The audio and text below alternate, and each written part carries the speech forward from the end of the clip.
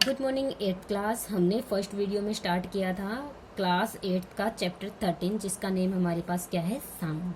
तो first video में आपने यहाँ पर काफ़ी सारा कुछ पढ़ा है जिसमें हमने ये देखा है कि साउंड डिफरेंट ऑब्जेक्ट से कैसे प्रोड्यूस होती है एंड साउंड जो प्रोड्यूस होती है वो कैसे प्रोड्यूस होती है। साउंड जो प्रोड्यूस होती है किसी वाइब्रेटिंग बॉडी से प्रोड्यूस होती है एंड जो डिफरेंट डिफरेंट टाइप की हमारे पास साउंड है, साउंड को ट्रेवल करने के लिए किस चीज़ की रिक्वायरमेंट होती है, किस किस मीडियम में जो हमारी जो साउंड है वो ट्रेवल कर सकती है। तो ये हमने रीड किया था इसी चैप्टर के पार्ट 1 में।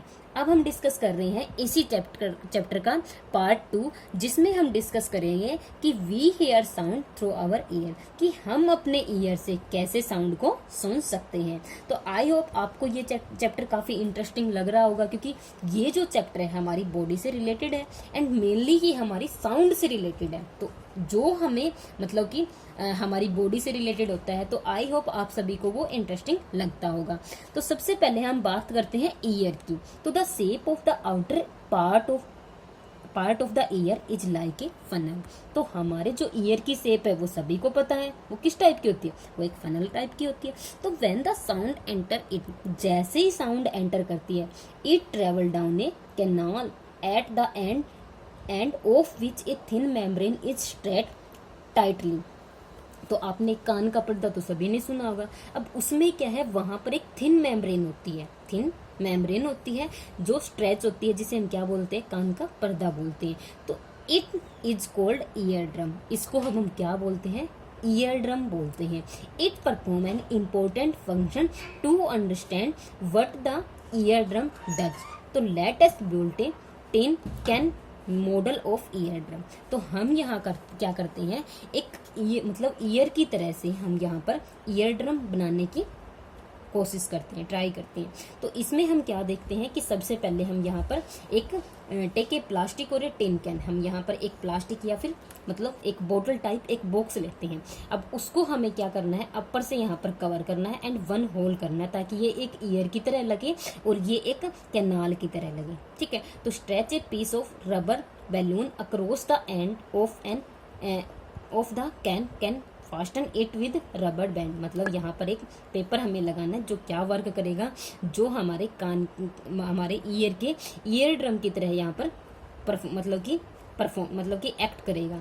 अब हमें क्या करना है, हमें यहाँ पर 5 ग्रेन्स लेनी है, मतलब कि 5 हम कोई भी मतलब किसी भी टाइप के यहाँ पर रख सकते हैं। 5 टाइप के 5 हमें ग्रेन मतलब लेने हैं, ग्रीन को यहाँ पर रखना है इस थिन हमारे जो स्ट्रेच हमारा जो रबर बैंड है इसके ऊपर। तो जैसे ही हम क्या करते हैं अपने माउथ से, मतलब ऐसे यहाँ पर इसके नीचे होल है, तो यहाँ पर जैसे ही हम साउंड प्रोड्यूस करते हैं तो साउंड से हमें पता है वाइब्रेशन प्रोड्यूस होती है। अगर वाइब्रेशन यहाँ पर प्रोड्यूस होती है तो ये जो ग्रेन यहाँ पर रखे हुए हैं तो ये क्या है, ये हमें जंपिंग करते हुए दिखाई देते हैं, ये हमें जंप करते हुए दिखाई देते हैं। तो वो किस कारण हमें दिखाई देते हैं, वो हमें क्योंकि वाइब्रेशन होती है। अगर कोई बॉडी वाइब्रेट करती है तो वो कंप्लीटली हिलती है, अगर हिलेगी तो ये हमारे ग्रेन्स भी क्या करेंगे, हिलेंगे। तो इसी टाइप का हमारे पास क्या होता है, ईयर ड्रम होता है। तो the ear drum is like a stretch rubber seat, sound vibration make the ear drum vibrate. अब साउंड की जो वाइब्रेशन है वो क्या करती है, ईयर ड्रम को वाइब्रेट करती है जिससे हमें सुनाई देता है। तो the ear drum stand vibration to the inner ear. अब ईयर ड्रम क्या है, वो वाइब्रेशन सेंड करता है जो हमारा इनर पार्ट है, इनर पार्ट दैट मीन्स अंदर का जो पार्ट है। From there the signal goes to the brain, और वहां से सिग्नल हमारे क्या है, हमारे ब्रेन तक जाते हैं जिसके कारण हमें क्या होता है, सुनाई देता है। नाउ स्टूडेंट, अब हमारे पास यहाँ पर गिवन है ईयर का डायग्राम। तो हम क्या देख रहे हैं कि जो ईयर का जो डायग्राम होता है वो हमारी एक फनल की तरह होता है।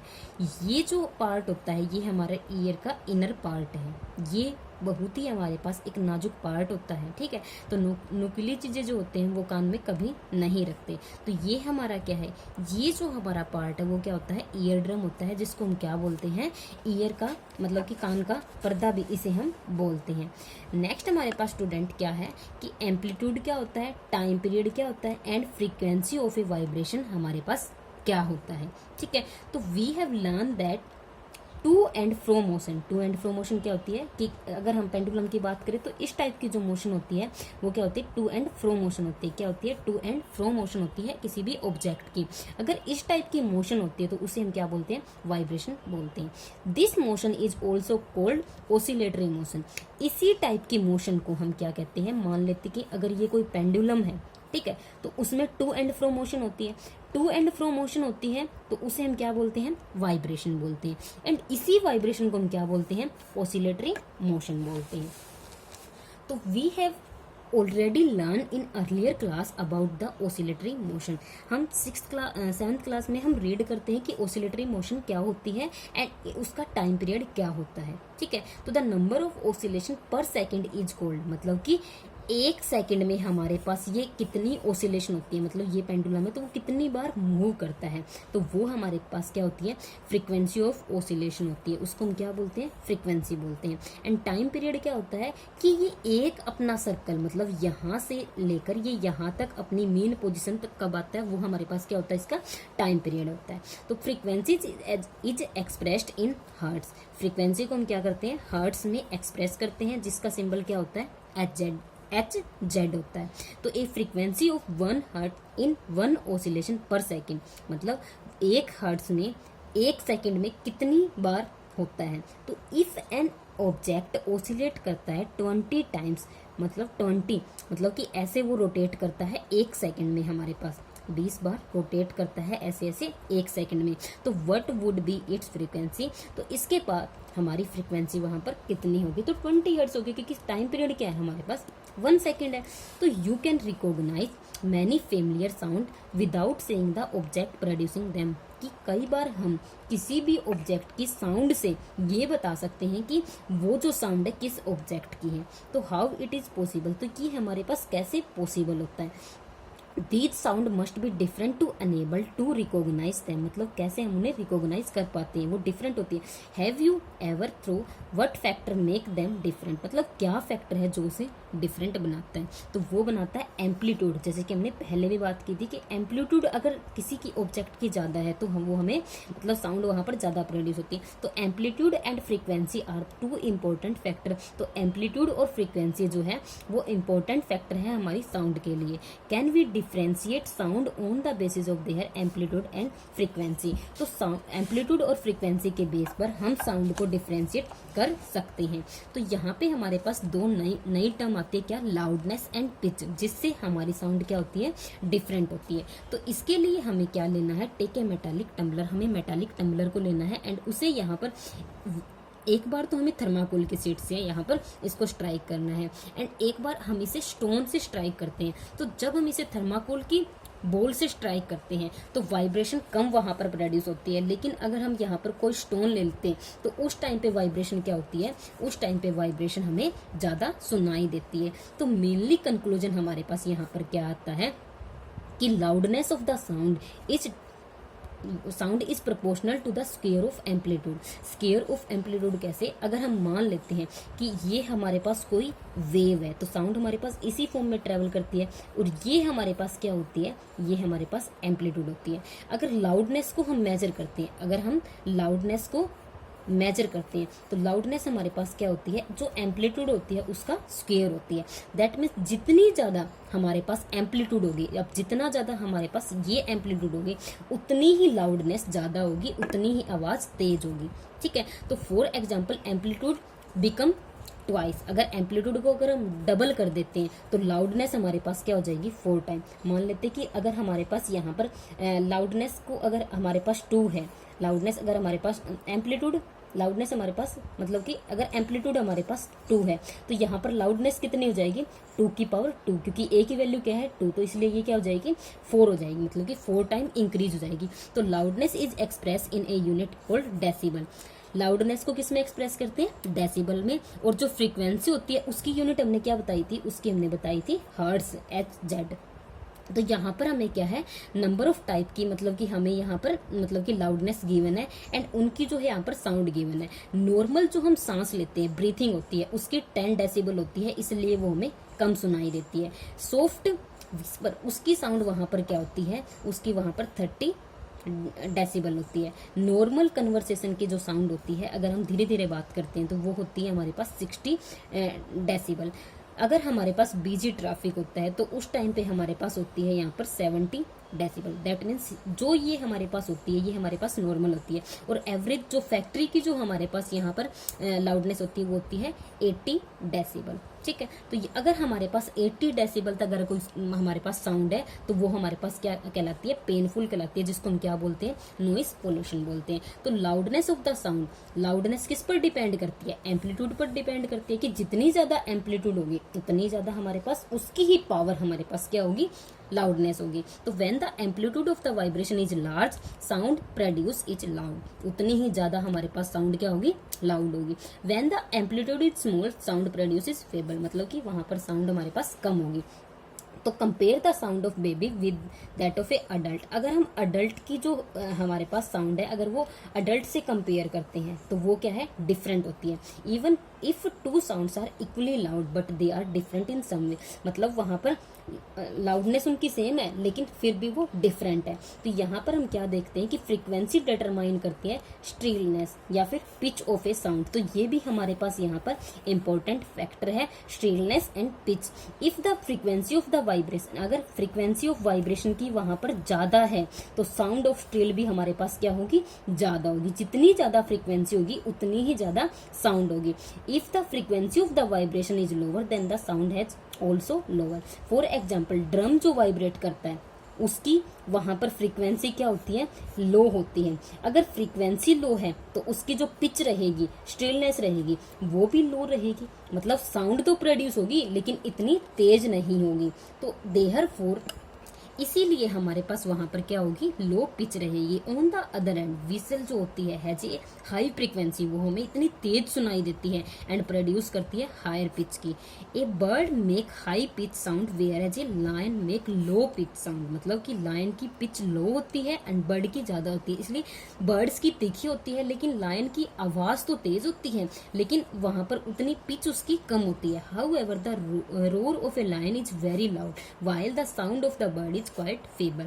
Every day you hear the voice of the children and adult. Do you find any different? तो हम voice चिल्ड्रन की भी सुनते हैं एंड अडल्ट की भी सुनते हैं, लेकिन दोनों के बीच में क्या होता है, डिफरेंस होता है। तो can you say that the frequency of the voice of the child is higher and that of a adult, मतलब कि फ्रीक्वेंसी किसकी हायर होती है, चाइल्ड की, इसलिए उनकी आवाज थोड़ी तीखी होती है as compare to adult. Adult की आवाज जिसको हम क्या बोलते हैं, थोड़ा मोटा बोलते हैं, वैसी आवाज होती है। Usually the voice of women has higher frequency, women की जो साउंड होती है वो थोड़ी तीखी बोलते हैं, उनकी तीखी साउंड होती है एंड क्योंकि उनकी जो फ्रीक्वेंसी भी हायर होती है एंड स्ट्रीलेंस भी हायर होती है देन मैन से।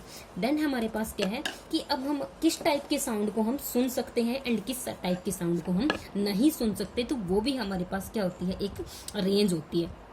इनको हम क्या बोलते हैं, ऑडिबल एंड इनऑडिबल साउंड। तो we know that we need a vibrating body for the production of sound. हमें पता है हमें साउंड को सुनने के लिए एक वाइब्रेटिंग बॉडी की रिक्वायरमेंट होती है। तो can we hear the sound of all vibrating body, क्या हमें जितनी भी बॉडी होती है उनके वाइब्रेशन की जो साउंड होती है सभी सुनाई देती है। The fact is that sound of frequency less than about 20 vibration per second can not be detected by human ear. अगर 20 हर्ट्ज से कम हम अगर हमारे पास यहाँ पर साउंड हो, अगर 20 फ्रीक्वेंसी से लेस अगर हमारे पास साउंड हो तो वो हमें सुनाई नहीं देती। इन साउंड को जो हमें सुनाई नहीं देती, सच साउंड और आर कॉल्ड इनऑडिबल, उनको हम क्या बोलते हैं, इनऑडिबल साउंड कहते हैं। On the higher side the sound of the frequency higher than 20। अब 20 से जो ज्यादा है, 20 से जो ज्यादा है एंड 20,000 के बीच में जो हमारे पास फ्रीक्वेंसी की जो साउंड है आर ऑल्सो, मतलब इससे अबव हमारे पास, मतलब 20,000 से अबव अगर हम जाए तो हमें नहीं सुनाई देती। बट इनकी जो बीच की रेंज है, ये जो रेंज है मतलब 20 से 21 हर्ट्ज पे जाए, 22 पे जाए, 23 पे जाए, वो हमें सुनाई देती है। तो वो हमारे पास क्या होती है, ऑडिबल होती है। Thus for human ear the range of audible frequency is रफली क्या है, 20 hertz to 20 20 hertz to 20,000 hertz के बीच की जो साउंड है वो हमें सुनाई देती है। लेकिन कुछ एक एनिमल कैसे होते हैं, some animal can hear sound of frequency higher than 20 hertz, मतलब उनको 20 हर्ट्ज से भी ज़्यादा सुनाई देता है। तो डॉग्स में क्या होती है, ये एबिलिटी होती है कि वो इससे ज़्यादा हर्ट्ज की जो फ्रीक्वेंसी होती है उनकी साउंड को सुन सकते हैं। इसीलिए पुलिसमैन क्या करते हैं, हायर फ्रीक्वेंसी की विसल यूज करते हैं, जिससे डॉग मतलब कि विच डॉग कैन हियर, जिसको डॉग्स तो सुन सकते हैं बट ह्यूमंस को तो 20 हर्ट्ज से अब सुना ही नहीं देता। तो the ultrasound equipment familiar to us for investigating and tracking many medical problem, मतलब कि मेडिकल प्रॉब्लम के लिए, मतलब कि जो हम कई टाइप के एक्सरे वगैरह कराते हैं तो वहाँ पर हमारे मेडिकल में क्या करते हैं, अल्ट्रासाउंड वहाँ पर इक्विपमेंट्स यूज करते हैं जिनमें इन फ्रिक्वेंसीज का यूज किया जाता है हायर देन 20 हर्ट्ज। नेक्स्ट हमारे पास क्या है स्टूडेंट, नॉइस एंड म्यूजिक। आपको पता है नॉइस पोल्यूशन भी होता है एंड म्यूजिक जो होता है वो हमें अच्छा लगता है। तो we hear different type of sound around us, is the sound always pleasing, क्या हमारे लिए जो साउंड होती है वो ऑलवेज अच्छी होती है। तो does a sound some time can not discomfort to you, हमें कई बार साउंड अच्छी नहीं लगती। Some sound are pleasant to the ear whereas some are not, कुछ तो हमारे लिए अच्छी होती है कुछ हमें अच्छी नहीं लगती। सपोज कर लेते हैं construction work is going on in your neighbourhood, मतलब कि आपके पड़ोस में कंस्ट्रक्शन का काम चल रहा है, क्या वो साउंड आपको अच्छी लगती है। Are the sound coming from the construction site pleasing, क्या आपको अच्छी लगती है। Do you enjoy the sound produce by the horns of the buses enter, क्या आपको अच्छी लगती है। सच अनप्लीजेंट टाइप, इस टाइप की जो अनप्लीजेंट साउंड है उन्हें हम क्या बोलते हैं, उनको हम बोलते हैं नॉइस। इन ए क्लासरूम में if all the student speak together, अगर एक साथ बोलने लग जाते हैं तो क्या टीचर्स को वो अच्छा लगता है, नहीं, उस टाइम पे वो क्या कहलाता है, वो नॉइस कहलाता है। On the other end, you enjoy sound for musical instrument, musical जो इंस्ट्रूमेंट की जो साउंड है, जो सॉन्ग्स है वो आपको अच्छे लगते हैं, ठीक है। Is which is the pleasing to the sound produce by the harmonium is a musical sound, मतलब हारमोनियम से जो साउंड प्रोड्यूस होती है वो हमें अच्छी लगती है। String of sitar also give us musical sound but if a musical sound become too loud would it remain मेडलेस, मतलब उस टाइम पे मतलब कि म्यूजिकल जो साउंड है वो तो हमें अच्छी लगती है, लेकिन जो ट्रक्स के जो हॉर्न है, बस के जो हॉर्न्स है, उनकी साउंड हमें अच्छी नहीं लगती। तो नॉइस पोल्यूशन हमारे पास क्या होता है, म्यूजिक तो हमें अच्छा लगता है। You already know about air pollution, air pollution का हमें पता है कि प्रेजेंस ऑफ अनवांटेड जो गैसेज है and the particle in the air is called air pollution. Unwanted अगर गैसेज हो तो वो क्या कहलाती है, एयर पोल्यूशन कहलाती है। लेकिन सिमिलरली प्रेजेंस ऑफ एक्सटेंसिव और unwanted sound in the environment, अगर इन्वायरमेंट में अनवांटेड साउंड हो जो हमें अच्छी नहीं लगती उनको हम क्या बोलते हैं, noise pollution. Can you list some source of noise pollution, हम बता सकते हैं बसेज को जो हॉर्न है, व्हीकल्स है, exploding of including bursting of crackers है, मशीन्स है, लाउड स्पीकर है, उनकी साउंड हमें अच्छी नहीं लगती तो वो क्या कहलाता है, noise pollution. What source in the home may lead to noise, television and transistor जो है, radio at high volume, some kitchen appliances, मतलब किचन में जो हम इंस्ट्रूमेंट यूज करते हैं, desert cooler, air conditioner, all contribute to noise pollution, ये सभी क्या है, नॉइस पोल्यूशन क्रिएट करते हैं। What are the harms of noise pollution, noise जो पोल्यूशन है उसके हार्मफुल इफेक्ट क्या है। Do you know that presence of excessive noise in the surrounding may cause many health related problem, और इससे क्या है, हमारे हेल्थ रिलेटेड नॉइस पोल्यूशन से काफी प्रॉब्लम होती है, ठीक है। हाइपरटेंशन है, लेक ऑफ स्लीप, मतलब कि सोने की कमी से hypertension, anxiety, many more health disorder may be caused by noise pollution. A person who is exposed to loud sound continuously may get temporary or even permanently impairment of hearing, मतलब उसको सुनाई देना बंद कर सकता है। Measure to limit noise pollution, मतलब कि noise pollution को मतलब कि क्या वहाँ पर उसका मतलब कैसे कंट्रोल कर सकते हैं। To control noise pollution we must control the source of noise. How can this be achieved? For this silencing device must be installed in aircraft engine, transport vehicle, industry, machine and home appliance, मतलब ऐसे instrument use करने चाहिए जिनसे sound कम produce होती है। How can the noise pollution be control in a residential area? All noisy operation must be conducted, मतलब ऐसे जो ऑपरेशन है जहां पर जिसमें बहुत ज्यादा साउंड प्रोड्यूस होती है फ्रॉम एनी रेजिडेंटल एरिया, मतलब उससे बहुत ज्यादा दूर करनी चाहिए। नॉइज प्रोड्यूस करती है industrial should be set up away, मतलब जो इंडस्ट्री नॉइज प्रोड्यूस करती है उसको हमें दूर वहां पर सेटअप करना चाहिए। Use of automobile horn should be minimised, उनका यूज कम करना चाहिए। TV and music system should be run at low volume, मतलब कि कम साउंड में हमें सुनने चाहिए। Trees must be planted along the road and around the building to cut down, मतलब कि वो अगर वहां पर ट्रीज और मतलब ज्यादा होंगे तो हमें साउंड कम सुनाई देंगे। On the sound reaching the resident thus reducing the harmful effect of the noise, तो उससे क्या है हम साउंड के हार्मफुल इफेक्ट से बच सकते हैं। नेक्स्ट हमारे पास क्या है, जो यहाँ का हमारे पास लास्ट जो टॉपिक है हियरिंग एम्पायरमेंट, मतलब कि अगर हमें सुनने में दिक्कत हो तो अब हमें क्या करना चाहिए। Total hearing impairment which is rare, ये बहुत मतलब रेयर होता है, इज यूजुअली कभी कभी ये हमारे बाय बर्थ भी हो सकता है, लेकिन partially disability is generally the result of disease, ये हमारे पास एक बीमारी होती है, इंजरी होती है एज के according. Children with impaired hearing needed special care, मतलब जिनको सुनने की प्रॉब्लम हो उसे स्पेशल केयर की नीड होती है। By learning sign language such children can communicate, मतलब कि वहां पर वो साइन के अकॉर्डिंग ही, अगर जिसको सुनाई नहीं देता तो वो साइन के अकॉर्डिंग मतलब सिंबल बना दिए जाते हैं कि ये सिंबल इस चीज का है, तो वैसे वो रिकॉग्नाइज कर सकते हैं किसी भी चीज को। Because speech develop as the direct result of hearing, इस child with a hearing loss में भी defective speech also. Technological device हमारे पास है for hearing impaired have made it possible for such person to improve the quality of life, मतलब कि technology ने काफ़ी ऐसे इंस्ट्रूमेंट बनाए हैं जिनको हम डेली लाइफ में यूज कर सकते हैं। Society can do much to improve the living environment for hearing impaired and help them to live normal, मतलब कि सोसाइटी में रहते हुए हम ऐसे इंस्ट्रूमेंट जिससे नॉइज पोल्यूशन क्रिएट होता है उनको अगर हम कम यूज करें तो हम ऐसी बीमारियों से बच सकते हैं। तो स्टूडेंट आई होप आपको ये समझ आया होगा एंड ये वीडियो आपको अच्छी लगी होगी। अगर आपको ये वीडियो अच्छी लगे तो लाइक, कमेंट और शेयर जरूर करना है। Thank you student and have a nice day.